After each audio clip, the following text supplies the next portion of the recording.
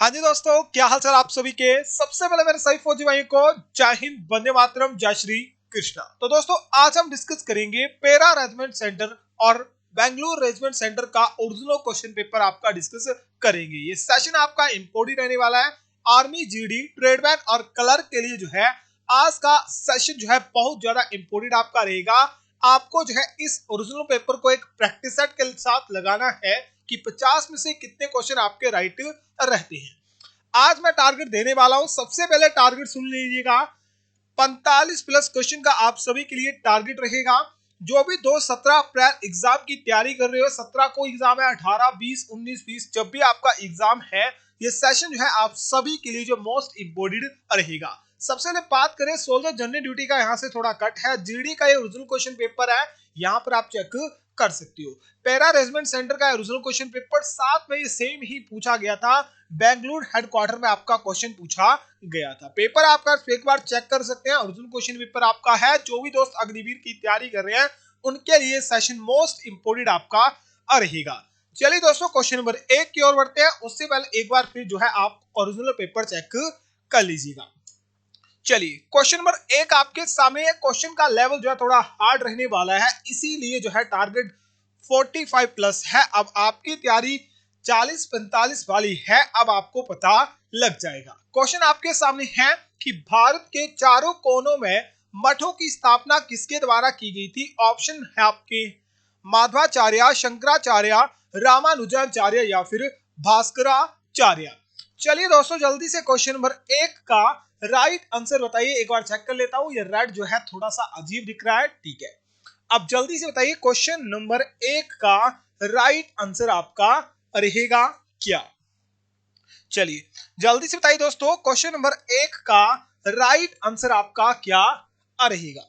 बिल्कुल जी दोस्तों, किसके द्वारा की गई थी। भारत में चारों कोनों की मठ, ठीक है, चारों कोनों में मठों की स्थापना किसके द्वारा, बिल्कुल सी किसके द्वारा, शंकराचार्य द्वारा करी गई थी। ऑप्शन नंबर बी इसका करेक्ट रहेगा। चलिए नेक्स्ट क्वेश्चन सुनिए। क्वेश्चन नंबर 2 आपके सामने क्वेश्चन है। क्वेश्चन बोलता है कि सर्वेंट ऑफ इंडिया सोसाइटी की नींव किसने रखी थी। इंपॉर्टेंट क्वेश्चन है, जल्दी से बताइए। सर्वेंट ऑफ इंडिया सोसाइटी की नींव इनमें से किसके द्वारा, बाल गंगाधर तिलक, गोपाल कृष्ण गोखले, चित्तरंजन दास या फिर लाला हरदयाल सिंह। चलिए जल्दी से दोस्तों क्वेश्चन नंबर 2 का राइट आंसर बताइए। क्वेश्चन नंबर 2 का राइट आंसर आपका क्या रहेगा। ठीक है, इसे थोड़ा सा सही कर लेता हूं। बिल्कुल से दोस्तों किसके द्वारा, 1905 में जो है किसके द्वारा, 1905 में सर्वेंट ऑफ इंडिया सोसाइटी की स्थापना किसके द्वारा, बिल्कुल से किसके द्वारा, गोपाल कृष्ण गोखले द्वारा की गई थी। ऑप्शन नंबर बी, जो भी दोस्त बता रहे हो, बिल्कुल से दोस्तों ऑप्शन नंबर बी इसका करेक्ट रहेगा। चलिए नेक्स्ट क्वेश्चन सुनिए। क्वेश्चन नंबर 3 आपके सामने। क्वेश्चन नंबर 3 है, मृदा अपरदन का मुख्य कारण क्या है। मृदा अपरदन का मुख्य कार्य है, जल्दी से बताइएगा। क्वेश्चन इंपोर्टेंट है।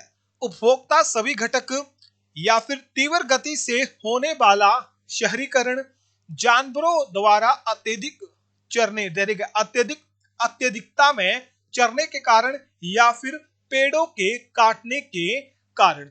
जो मृदा अपरदन जो आपका होता है ये मुख्य रूप से किसके कारण होता है, बिल्कुल से दोस्तों किसके कारण होता है, उपभोक्ता सभी के कारण होता है। ऑप्शन नंबर ए इसका करेक्ट रहेगा। चाहे आपका वो क्या हो, शहरीकरण हो, या फिर जानवरों के अधिक चरने के कारण, या फिर पेड़ों के काट जाने के कारण, आपका सभी के कारण जो क्या होता है, मृदा अपरदन आपका होता है। चलिए क्वेश्चन नंबर 4 सुनिए। क्वेश्चन नंबर 4 है, गंगा एवं ब्रह्मपुत्र की संयुक्त जलधारा को किस नाम से जाना जाता है। ऑप्शन है मेघना, सांगपो, पद्मा या फिर यमुना। चलिए जल्दी से क्वेश्चन नंबर 4 का राइट आंसर बताइए। क्वेश्चन यहां से मेरे आपसे सामने है कि जमुना के नाम से किस नदी को जाना जाता है। जल्दी से इसका राइट आंसर बताइएगा। एक बार चेक कर लेता हूं, कोई इशू तो नहीं आ रहा, कोई इशू नहीं है। जल्दी से क्वेश्चन की आंसर की ओर बढ़ते हैं। बिल्कुल से दोस्तों किसे, मेघना, ऑप्शन नंबर ए इसका करेक्ट रहेगा। क्या गंगा और ब्रह्मपुत्र की संयुक्त जलधारा को क्या कहा जाता है, मेघना के नाम से जाना जाता है। ऑप्शन नंबर ए करेक्ट रहेगा। चलिए नेक्स्ट क्वेश्चन सुनिए, क्वेश्चन नंबर 5 थोड़ा इंपॉर्टेंट है, थोड़ा डिफरेंट क्वेश्चन है। क्वेश्चन बोलता है कि केंद्रीय फिल्म निर्माण संस्थान द्वारा भारत सरकार के किस मंत्रालय के अधीन आता है? जो आपका central board of film certification, आपका सर्टिफिकेशन जो आपका मिलता है, ये किस डिपार्टमेंट द्वारा मिलता है? खेल मंत्रालय, पर्यटक एवं सांस्कृतिक मंत्रालय, सूचना एवं प्रसारण मंत्रालय, या फिर मानव विकास संसाधन। यानी मैंने कोई फिल्म बनाई, याद रखो कोई भी आपकी नई फिल्म आ रही है, अगर उसे मुझे लॉन्च करना है, ठीक है, पूरे नेशनल यानी पूरे भारत में लॉन्च करना है, तो मुझे जो है किस डिपार्टमेंट से परमिशन लेनी पड़ेगी? हमें परमिशन लेनी पड़ेगी ministry of information and broadcasting यानी सूचना एवं प्रसारण मंत्रालय से परमिशन लेनी पड़ेगी। बिल्कुल से दोस्तों ऑप्शन नंबर सी इसका करेक्ट रहेगा। चलिए क्वेश्चन नंबर 6 आपके सामने। क्वेश्चन नंबर 6 है, दिलवाड़ा मंदिर किस धर्म से संबंधित है? हिंदू धर्म, जैन धर्म, हिंदू और जैन धर्म दोनों, या फिर बौद्ध धर्म? चलिए दोस्तों जल्दी से क्वेश्चन नंबर 6 का राइट आंसर बताइए। दिलवाड़ा के जैन मंदिर ये कहां पर स्थित है आपके? जल्दी से कमेंट बॉक्स में राइट आंसर बताइएगा। और ये आपके जो है कौन से धर्म से आपके संबंधित है? जल्दी से कमेंट बॉक्स में इसका राइट आंसर बताइए। बिल्कुल से दोस्तों ये किस धर्म से आपके संबंधित है? जैन धर्म से आपके संबंधित है। ऑप्शन नंबर ए, बिल्कुल से दोस्तों क्या? ऑप्शन नंबर ए करेक्ट रहेगा। चलिए नेक्स्ट क्वेश्चन सुनिए, क्वेश्चन नंबर 7 आपके सामने क्वेश्चन है कि निम्नलिखित में से कौन सा जिला भारत की अंतरराष्ट्रीय सीमा से लगता है?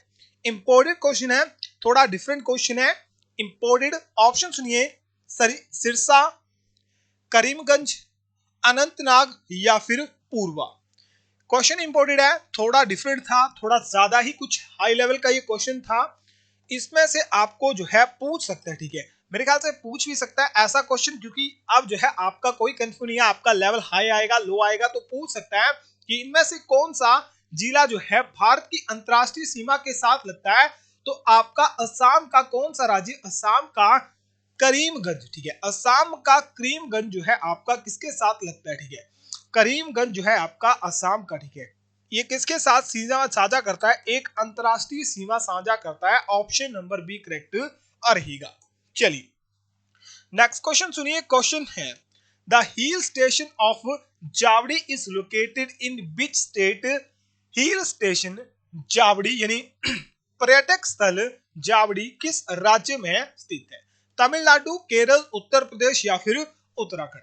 चलिए जल्दी से क्वेश्चन नंबर 8 का राइट आंसर बताइए। क्वेश्चन नंबर 8 का राइट आंसर क्या रहेगा? बिल्कुल से दोस्तों जावड़ी जो है कहां पर स्थित है? बिल्कुल से कहां? तमिलनाडु में स्थित है। ऑप्शन नंबर ए इसका राइट रहेगा। चलिए नेक्स्ट क्वेश्चन सुनिए दोस्तों, नेक्स्ट क्वेश्चन है कि टोडा जनजाति के लोग कहां निवास करते हैं? टोडा जनजाति के लोग पाए जाते हैं राजस्थान, अरुणाचल प्रदेश, तमिलनाडु, या फिर मध्य प्रदेश। क्वेश्चन इंपॉर्टेंट है, जल्दी से दोस्तों क्वेश्चन नंबर 9 का राइट आंसर बताइए। टोडा जनजाति कहां पर पाई जाती है? बिल्कुल से दोस्तों कहां?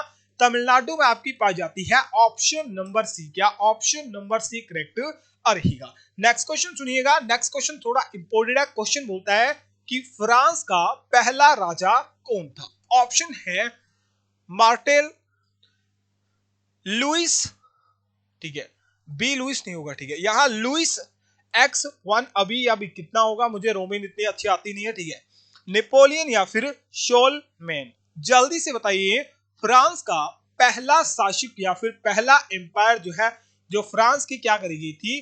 बिल्ड करी गई थी, फर्स्ट एम्पायर का राजा कौन था? बिल्कुल सी दोस्तों कौन था? कौन था? नेपोलियन। बिल्कुल सी दोस्तों क्या? ऑप्शन नंबर सी नेपोलियन इसका राइट आंसर रहेगा। चलिए नेक्स्ट क्वेश्चन सुनिए, क्वेश्चन इंपोर्टेंट है। क्वेश्चन नंबर 11 बोलता है कि बीइंग्स ऑफ फायर, ठीक है, बीइंग्स ऑफ फायर जो है ये किसकी रचना है? बीइंग्स ऑफ फायर नामक पुस्तक की रचना किसने लिखी थी? मैथिली शरण गुप्त, एपीजे अब्दुल कलाम, जवाहरलाल नेहरू, या फिर मुल्क राज आनंद? चलिए जल्दी से बताइए राइट आंसर क्या रहेगा? बिल्कुल से दोस्तों क्या? विंग्स ऑफ फायर किसकी रचना है? बिल्कुल सी दोस्तों किसकी रचना है? डॉक्टर एपीजे अब्दुल कलाम जिसकी रचना है। ऑप्शन नंबर बी करेक्ट रहेगा। नेक्स्ट क्वेश्चन सुनिए। नेक्स्ट क्वेश्चन है हरित क्रांति का जनक किसे कहा जाता है? The father of the green revolution कहा जाता है किसे? वर्गीस कुरियन को, डॉक्टर एम स्वामीनाथन को, नॉर्मन बोरलॉग को, या फिर इनमें से कोई नहीं। अगर यहां कंफ्यूजन मत होइएगा, ठीक है? अगर आप ऑप्शन नंबर ए बता रहे हो तो सीधा बोलूं तो ऑप्शन नंबर ए इसका करेक्ट नहीं रहेगा। भाई क्यों नहीं रहेगा ये भी आपको बता देता हूं, क्योंकि ऑप्शन नंबर बी ए जो है, ठीक है, ऑप्शन नंबर ए जो है भारत में, ठीक है, हमारे प्यारे भारत में जो है किसे, ठीक है, इंडिया में किसे कहा जाता है? इंडिया में ग्रीन रेवोल्यूशन का पिता कहा जाता है एम एस स्वामीनाथन को।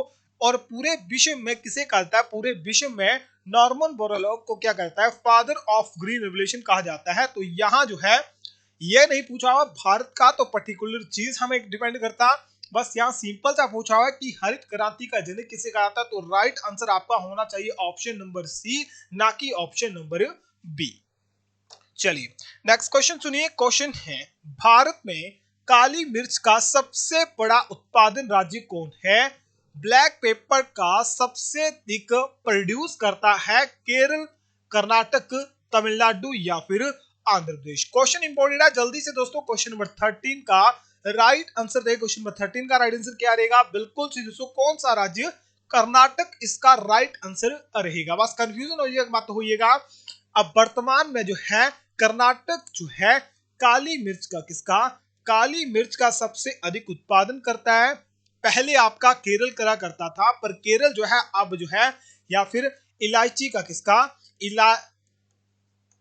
इलायची का सबसे अधिक उत्पादन, ठीक है, इलायची का, हाँ हाँ, इलायची का सबसे अधिक उत्पादन कौन करता है? केरल राज्य आपका करता है।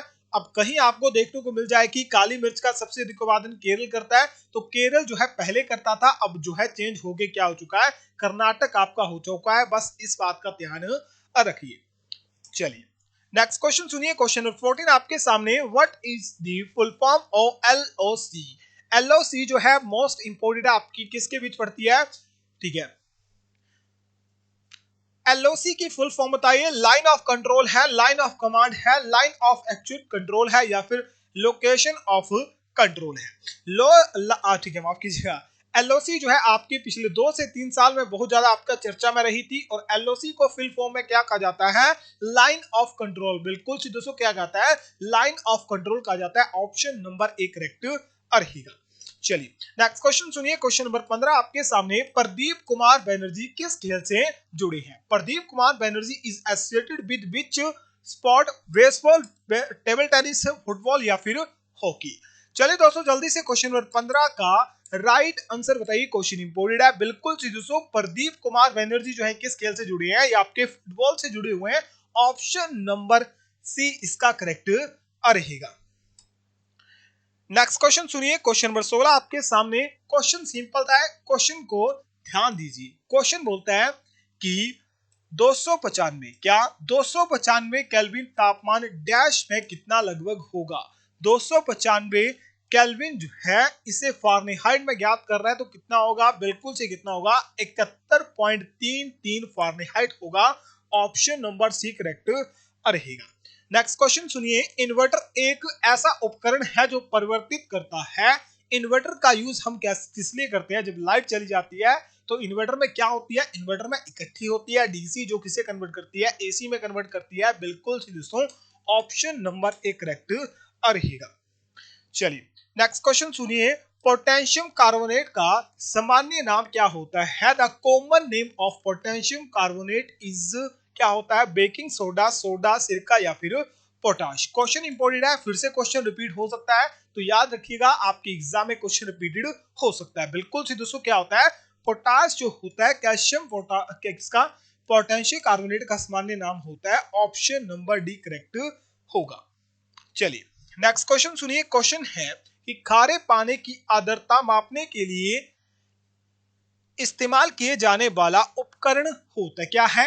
खारा पानी है, खारे पानी की आर्द्रता मापेंगे, किसके द्वारा इसकी आर्द्रता मापी जाती है? बिल्कुल जी, किसके द्वारा? सेलिनोमीटर द्वारा मापी जाती है? ऑप्शन नंबर सी करेक्ट रहेगा। चलिए नेक्स्ट क्वेश्चन सुनिए। क्वेश्चन है डेक्टोलॉजी या माफ कीजिए डेक्टिलोग्राफी, ठीक है। Dactyliography is the study of dactyliography dash का अध्ययन होता है किसका? कार्बन डेटिंग का, फॉरेंसिक का, लिखावट का या फिर फिंगरप्रिंट का। बस याद रखो डेक्टी क्या होती है? डेक्टी हमारे आज से संबंधित होती है, तो किसका? बिल्कुल से किसका? फिंगरप्रिंट के अध्ययन को क्या कहता है? फिंगरप्रिंट के अध्ययन को डेक्टियोग्राफी क्या? डेक्टिलियोग्राफी कहा जाता है। ऑप्शन नंबर डी करेक्ट रहेगा। चलिए नेक्स्ट क्वेश्चन सुनिए। क्वेश्चन है पत्तियों में उपस्थित हरे रंग का वर्ण कहलाता है? जो पत्तियों में हरा रंग उपस्थित होता है उसे क्या कहा जाता है? बिल्कुल से क्या कहा जाता है? क्लोरोफिल कहा जाता है। ऑप्शन नंबर डी करेक्ट रहेगा। चलिए नेक्स्ट क्वेश्चन सुनिए। क्वेश्चन है कि लेंस डैश से बनता है? जो लेंस होता है ये किसका बना होता है? इंपॉर्टेंट क्वेश्चन है, एग्जाम में आपके पूछा जाता है। कोबाल्ट गिलास का यानी कोबाल्ट ग्लास का, फिलेंट कांच का, फॉरेक्स कांच का या फिर साधारण कांच का। तो लेंस जो बना होता है, ठीक है, जो भी हमारे लेंस होते हैं वो किसके बने होते हैं? फिलेंट कांच के बने होती है। बिल्कुल से दोस्तों ऑप्शन नंबर बी करेक्ट रहेगा। चलिए क्वेश्चन नंबर 23 आपके सामने क्वेश्चन है कि कार्बन का सबसे कठोर रूप होता है चारकोल, ग्रेफाइट, हीरा या फिर कोयला। ये क्वेश्चन 4 से 5 बार डिस्कस कर चुके हैं। कार्बन का सबसे अच्छा स्रोत होता है आपका हीरा, और ये क्या होता है? कार्बन का अवरूप यानी अलॉय ड्रॉप्स आपका होता है, शायद हमने सुबह डिस्कस करा था। और दूसरी बात याद रखनी है, इसे जो है, ठीक है, जो सबसे कठोर रूप होता है और सबसे कठोर नहीं, तत्व में सबसे कठोर, ठीक है, तत्वों में भी सबसे कठोर क्या होता है? हीरा ही आपका होता है। तो ऑप्शन नंबर सी, बिल्कुल सही, ऑप्शन नंबर सी करेक्ट रहेगा। यहां तत्व की बात करिए ना कि मेटल की। चलिए क्वेश्चन नंबर 24 आपके क्वेश्चन है कि ग्रीन हाउस प्रभाव मुख्य रूप से वायुमंडल में डैश की वृद्धि की वजह से होता है? ग्रीन हाउस प्रभाव मुख्य रूप से वायुमंडल में किसकी वृद्धि के कारण? बिल्कुल से दोस्तों किसकी वृद्धि के कारण? कार्बन डाइऑक्साइड की वृद्धि के कारण होती है। ऑप्शन नंबर सी, जो भी दोस्त बता रहे हैं बिल्कुल करेक्ट आंसर आप बता रहे हो। चलिए नेक्स्ट क्वेश्चन सुनिए। क्वेश्चन है कि चाय का वानस्पतिक नाम होता है? The botanical name of tea is Triticum Mangifera indica, Camellia sinensis या फिर रुओविसी। चलिए जल्दी से बताइए क्वेश्चन नंबर 25 का राइट आंसर क्या रहेगा? चाय का वानस्पतिक नाम क्या होता है? बिल्कुल से दोस्तों क्या होता है?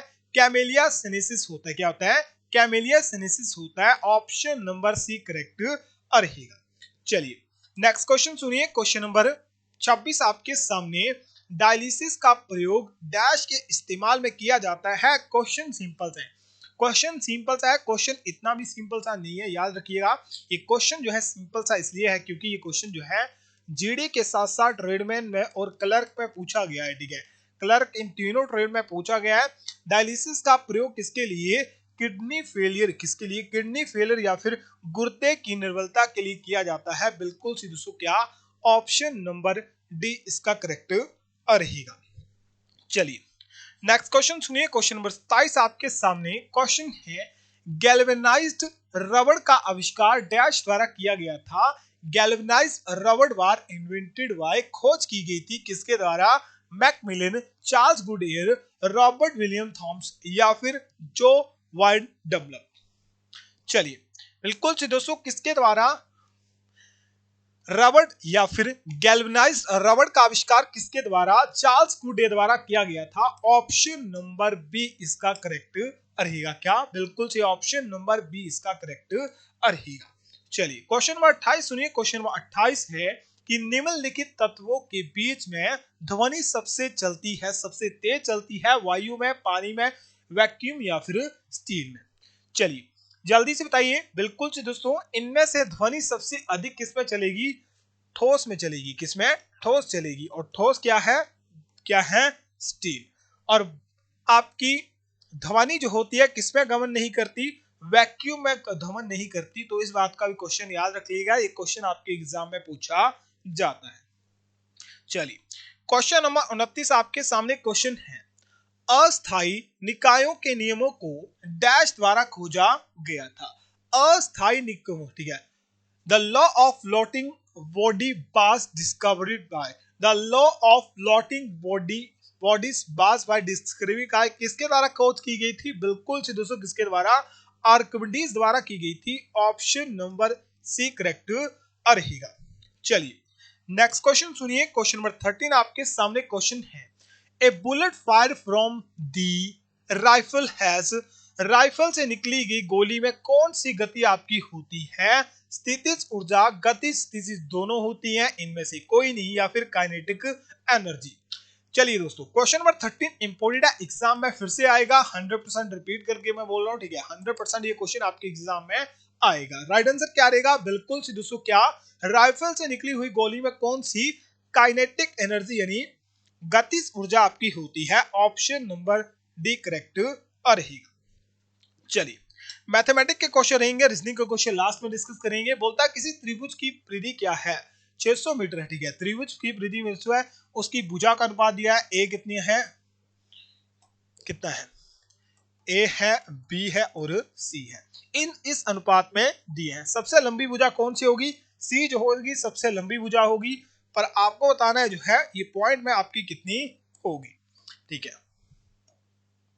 जो है ये त्रिभुज है कोई, ठीक है, ये त्रिभुज है, ये त्रिभुज है, माना ये ए है, ये बी है और ये सी है, इनका अनुपात कितना है? 12, 13 और 15 है। ये बाहर वाली जो है, ठीक है, ये बाहर वाली पूरी जो है ये क्या है? ये पूरी परिधि है। ये तीनों भुजाओं की परिधि कितनी है? ये तीनों भुजाओं की परिधि कितनी है? 600 मीटर है। और ए, बी और सी अनुपात क्या है? 12 अनुपात 13 अनुपात और कितना है? 15 है। बस कुछ नहीं है। अनुपातों का योग किसके बराबर है? अनुपातों का योग किसके बराबर है? 600 के बराबर है। कितना हो जाएगा? 12x, 13x, 13x, 10, 20, 30, 5, 25 और 25, 40। कितना हो जाएगा? 40 आपका हो जाएगा। कितना हो जाएगा? 40 आपका हो जाएगा। 40x किसके बराबर है? 600 के बराबर है। कितने? 600 के बराबर है।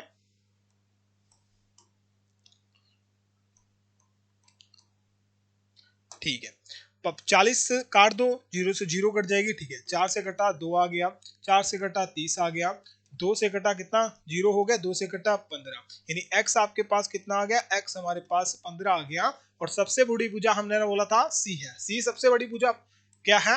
15। तो 15 मल्टीप्लाई 15 कितने होते हैं? कितने होते हैं?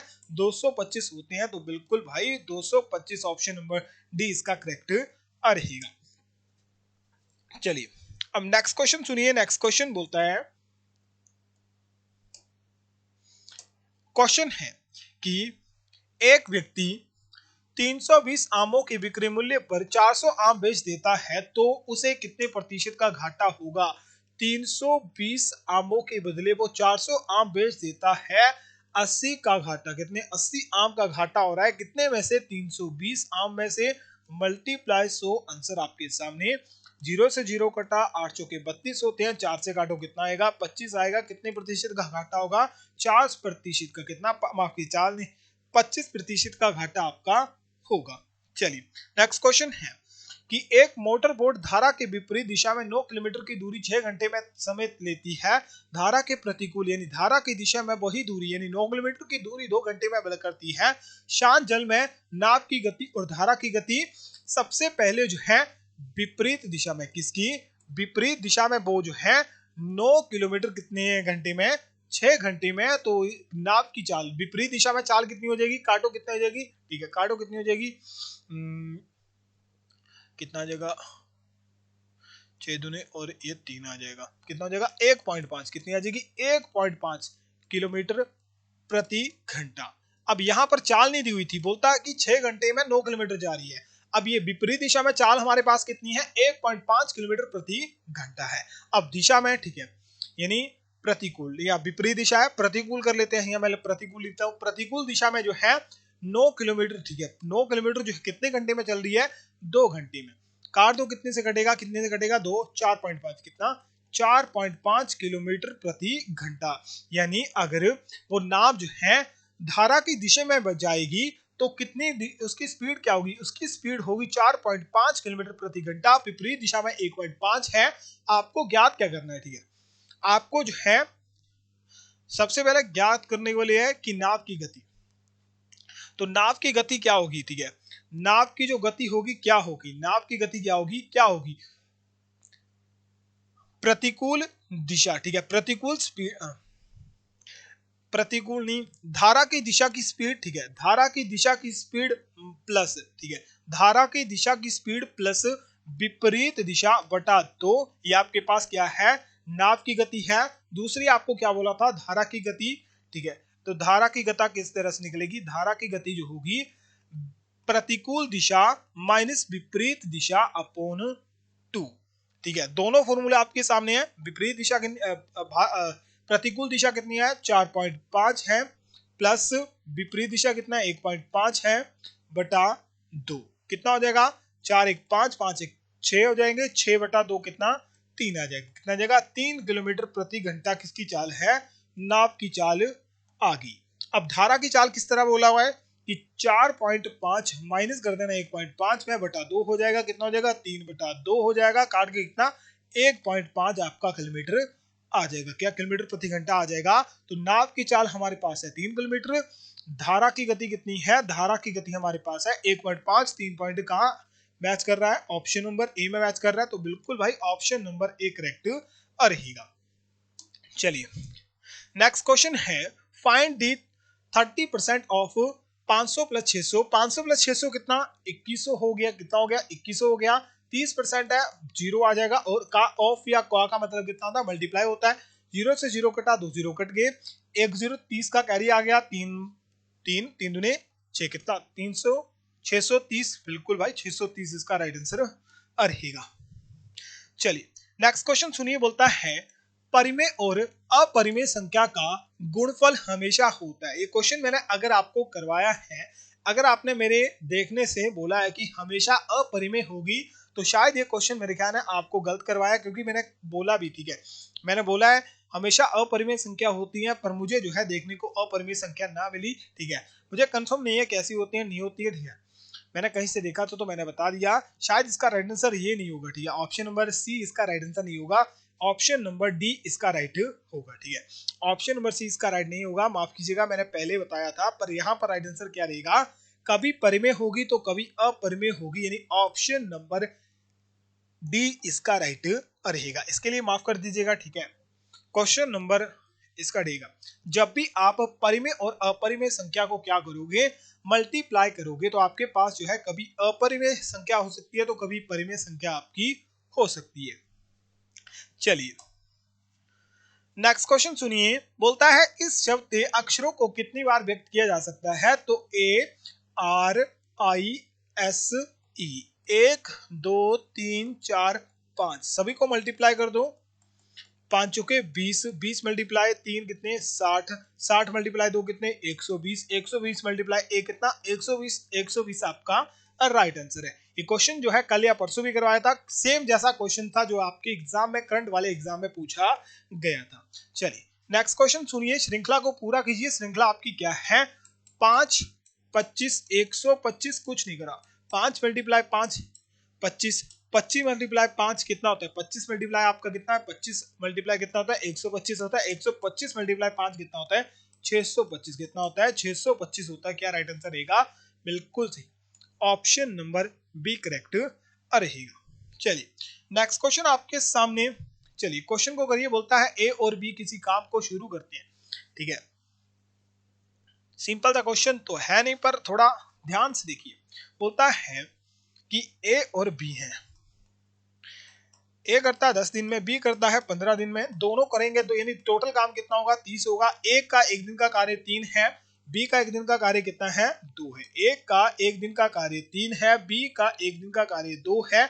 अब बोलता है कि यदि ए ने काम शुरू करा और दोनों एक दिन छोड़कर काम करते हैं, एक दिन छोड़कर, एक दिन ए करेगा, एक दिन बी करेगा, एक दिन ए करेगा, एक दिन बी करेगा, ठीक है, इस तरह करेगा, पर हमें पता है एक दिन ए करेगा, दूसरे दिन बी करेगा, इन दोनों का 2 दिन का काम कितना है 5 है, दोनों का 2 दिन का काम 5 है, टोटल काम कितना है 30 है, काट दो 12 पंजे 6 पंजे 30 कितना। अब 2 दिन का काम टोटल, ठीक है 2 दिन में उन्होंने जो है कितना काम करा 6 दिन में करा, तो 6 दूनी मल्टीप्लाई कर दो कितना आ जाएगा 12 दिन में। टोटल काम कितना होगा 12 दिन में आपका होगा। चलिए अब ये क्वेश्चन फिर से जो है, ठीक है इसे चेक करके देखता हूँ, ठीक है आखिर चीज नहीं होगी, ठीक है इन नहीं होगा। चलिए अब क्वेश्चन को देखिए, ठीक है साफ दिख रहा है, एक बार चेक कर लेता हूँ क्योंकि ये जो है मैंने इमेज क्रॉप करके डाली हो, क्योंकि ये 1/2 जो आता नहीं है, ठीक है। बोलता है कि 7 लड़कों की औसत आयु, बोलता है 7 बंदे हैं उनकी औसत आयु कितनी है 20 है, टोटल योग कितना हो जाएगा 140 हो जाएगा। बोलता है 6 व्यक्ति, ठीक है अब 6 लड़के हैं उनकी औसत आयु कितनी है 19 से ही 1/2 है, 19 मल्टीप्लाई कितना 38, 38 प्लस 29 कितना हो जाएगा, कितनी हो जाएगी 29.2 हो जाएगी। क्या है 6 लड़कों की औसत आयु कितनी है 29.2 है, ठीक है। तो आपको बताना है कि 7वें लड़के की आयु क्या होगी, तो इसका भी योग निकाल लो, योग क्या हो जाएगा 29 मल्टीप्लाई 2 मल्टीप्लाई 6 हो जाएगा। टोटल योग निकालोगे 6 लड़कों की, तो 2 से कटा 3 आ गया, 3 से मल्टीप्लाई करो कितना 39 मल्टीप्लाई 3 करो 9 27 7 2 3 6 1 11 कितना आ जाएगा 117। 7 का टोटल योग था 140, 6 का टोटल योग कितना है 117, तो 7वां लड़के की आयु कितनी होगी जल्दी से बताओ, बिल्कुल से कितनी होगी 23 होगी, कितनी होगी 23 होगी, तो 23 चीज का राइट आंसर आएगा। चलिए नेक्स्ट क्वेश्चन करिए कि यदि कोई घटना घटित नहीं हो सकती तो इसकी प्रयोक्ता यानी प्रोबेबिलिटी कितनी है। अगर कोई संख्या या फिर कोई चीज हो ही नहीं सकती तो उसकी प्रोबेबिलिटी कितनी होगी शून्य होगी, कितनी होगी शून्य होगी, तो शून्य ही इसका राइट आंसर रहेगा। चलिए अब नेक्स्ट क्वेश्चन करिए, नेक्स्ट क्वेश्चन आपके सामने। चलिए दोस्तों क्वेश्चन को सुनिए, क्वेश्चन सिंपल है। बोलता है कि एक बहुभुज के 44 विकर्ण हैं तो इसकी भुजाओं की संख्या क्या होगी। आप जो है इसकी भुजाएं जो है, ठीक है विकर्ण की भुजाएं निकाल सकते हो। आपको जो है बहुभुज के 44 विकर्णों की फॉर्मूला ज्ञात होना चाहिए। तो इसका सूत्र जो होता है विकर्ण इक्वल टू n/n-3/2, ये इसका सूत्र होता है। इसमें n क्या है, n आपकी भुजा है, क्या है n आपकी भुजा है। n को मैं जो है यहाँ क्या मान लूंगा x मान लूंगा, क्या मान लूंगा x मान लूंगा। अगर मैं n को x मान लूं तो ठीक है सॉल्व करो, हमें जो है विकर्ण दिए हुए कितने हैं 44 है।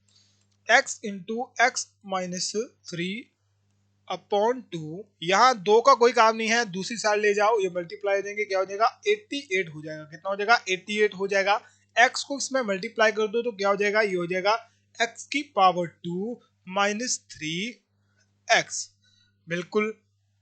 अब आगे सॉल्व करो तो क्या हो जाएगा x की पावर 2 माइनस 3x प्लस, नहीं यहाँ प्लस है, दूसरी साइड चला जाएगा तो क्या चला जाएगा, किसमें चला जाएगा, किसमें चला जाएगा माइनस में, किसमें चला जाएगा माइनस में चला जाएगा, तो क्या हो जाएगा 88 माइनस का हो जाएगा। तो आपके पास क्या आ गया 2 प्लस 3x माइनस 88। बस इसका फ्रिक्शन निकालो। 3x को किस तरह से लिख सकते हो कि आप इसे मल्टीप्लाई करोगे तो आपके पास 88 आना चाहिए, अगर इसे आप माइनस या प्लस करोगे तो आपके पास क्या होना चाहिए, आपके पास 88 होना चाहिए। क्या लिख सकते हो, इसे आप लिख सकते हो x की power 2 minus 11x plus 8x बराबर कितना 88।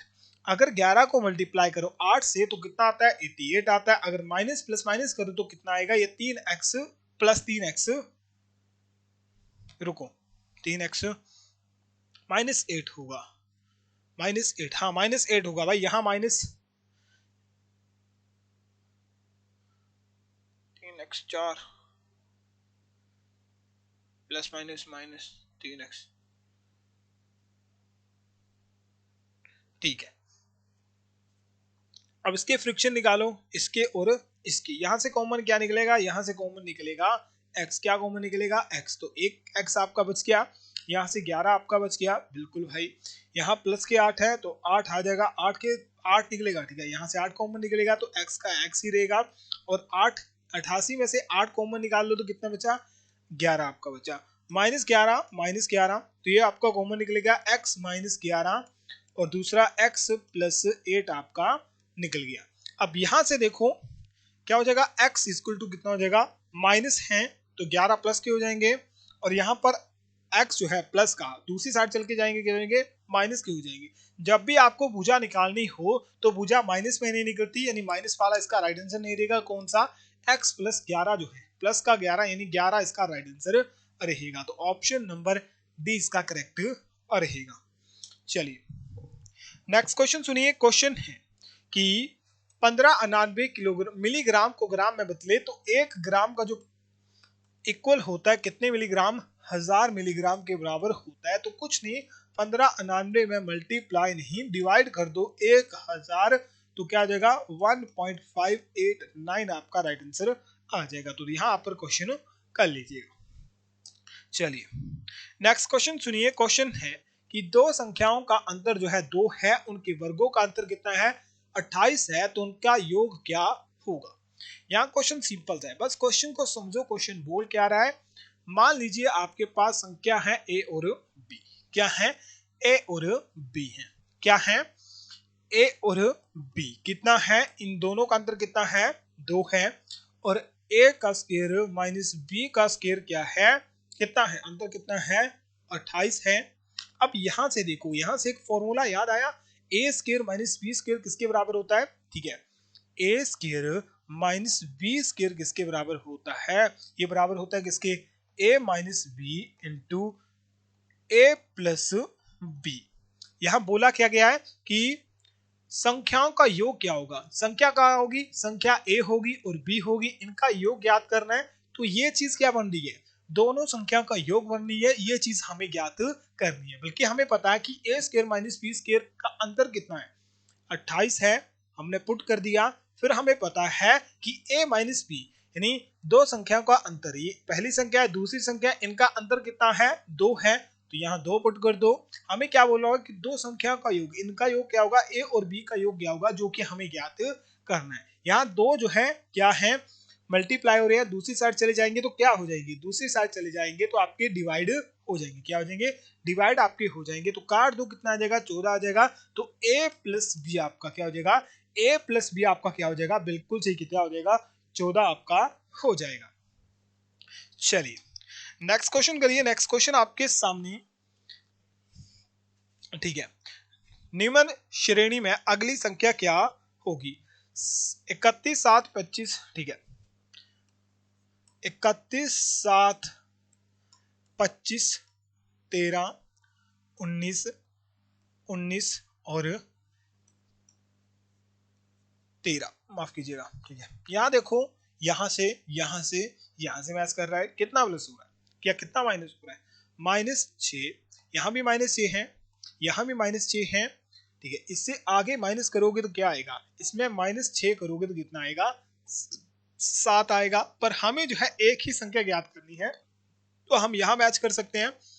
7 में प्लस 6 करो 13, 13 में प्लस 6 करो कितने कितने 19, 19 में प्लस 6 करो कितने आते हैं, कितने आते हैं 25 आते हैं। तो नेक्स्ट अगर दो संख्या पूछता तो 25 और 7 आपकी होती, पर हमसे एक पूछिए तो क्या रहेगा 25 इसका राइट आंसर रहेगा। चलिए नेक्स्ट क्वेश्चन सुनिए। बोलती कि शब्दों को अंग्रेजी वर्णमाला के क्रम में व्यवस्थित करें तो कौन सा शब्द जो है अंतिम स्थान से दूसरा आएगा, अंतिम स्थान से दूसरा। सबसे पहले एबीसी में बी आपका आता है, बोश, ठीक है, बोश है नंबर 1 पर आपका आएगा। उसके बाद बात करते हैं सभी पर आगे सीसी है, तो सी में चेक करिए, सी एल, यहाँ आपका सी एल है, ठीक है, यहाँ पर आपका सी एल है, सी ओ है, सी ओ है, सी एच है। तो सबसे पहले सी ओ आएगा, ये सी एच आएगा, सी एच आएगा, यानी सी एच चेकिड जो है, चेकिड आपका नंबर 2 पर आएगा, बिल्कुल भाई। उसके बाद चेक करो कौन से बचे, ये काट दिया, ये हमने कर दिया, ये दोनों हमारे हो चुके हैं।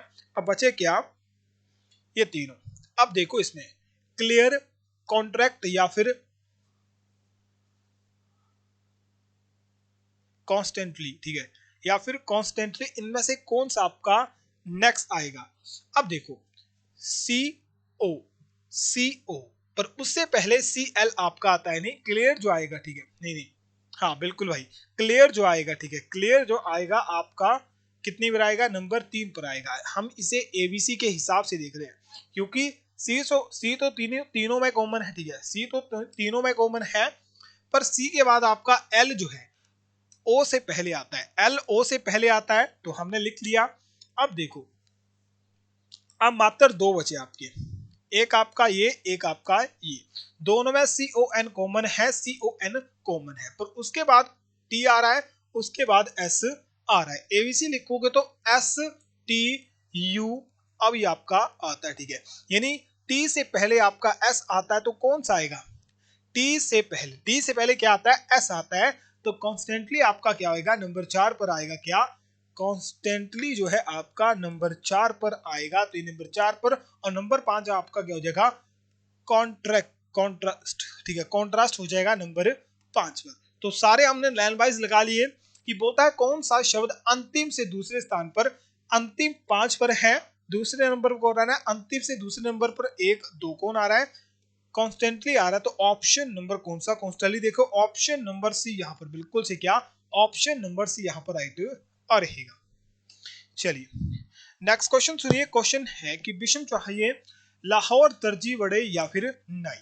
इसका आंसर आपको जो है कमेंट बॉक्स में दाना। ये क्वेश्चन आप सभी के लिए होमवर्क रहेगा। क्या क्वेश्चन होमवर्क रहेगा, जरूर आप जो है कमेंट बॉक्स में इसका राइट आंसर बता सकते हैं। चलिए नेक्स्ट क्वेश्चन देखिए। नेक्स्ट क्वेश्चन का राइट आंसर बताइए। ए बी डी डैश आपका पता नहीं है, के और पी है। देखिए देखिए लिखिए, जल्दी से लिखिए।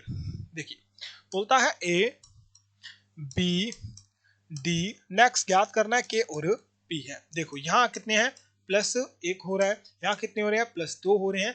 नेक्स्ट क्या होना चाहिए, नेक्स्ट +3 होना चाहिए, फिर नेक्स्ट 4 होना चाहिए, यहाँ से +5। देखो के में +5 करोगे पी आता है, बिल्कुल भाई आता है, यानी यही सीरीज चलेगी। देखो A B C D E F G H I J K L M N O P, ठीक है। के से 1 2 3 4 5, बिल्कुल भाई। डी में कितने, डी में +3 करने थे, 1 2 3 क्या आएगा, जी आएगा। पर जी में कितने प्लस करने थे, जी में +4 करने थे, क्या आएगा, 1 2 3 4, बिल्कुल भाई आ रहा है। यानी जी इसका क्या होगा, जी इसका राइट आंसर रहेगा। चलिए